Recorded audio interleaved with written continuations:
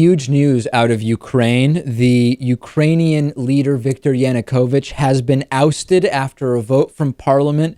This is after months and months of protests, initially spurred by the desire from those on the mostly western side of Ukraine to more closely ally with the European Union rather than with Vladimir Putin and Russia.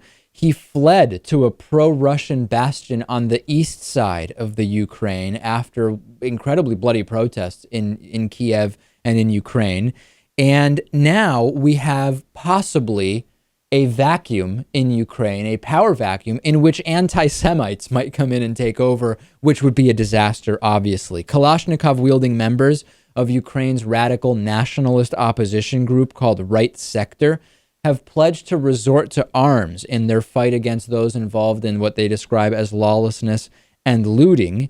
And when we look at prior statements from, for example, Alexander Muzichko, who's a notorious nationalist leader, a few years ago, he pledged to fight against communists, Jews, and Russians for as long as blood flows in his veins. This is actually becoming quite a critical situation in Ukraine. Ukrainian Rabbi Moshe Reuven Osman has called on all of Kiev's Jews to just get out of town, saying that there is significant fear that Jews are going to be victimized in the chaos, particularly when we're hearing the declarations from this nationalist group.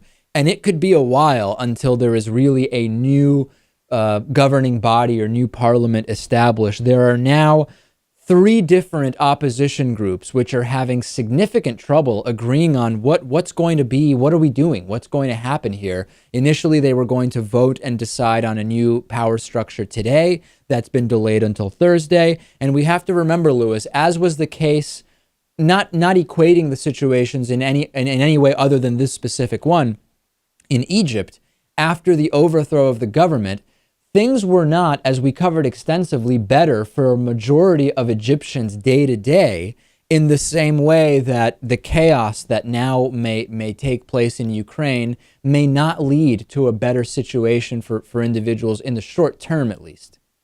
Right. Perhaps not even in the long term, depending on who is elected. It's going to be I think, a very chaotic time for a long time in the Ukraine, unfortunately.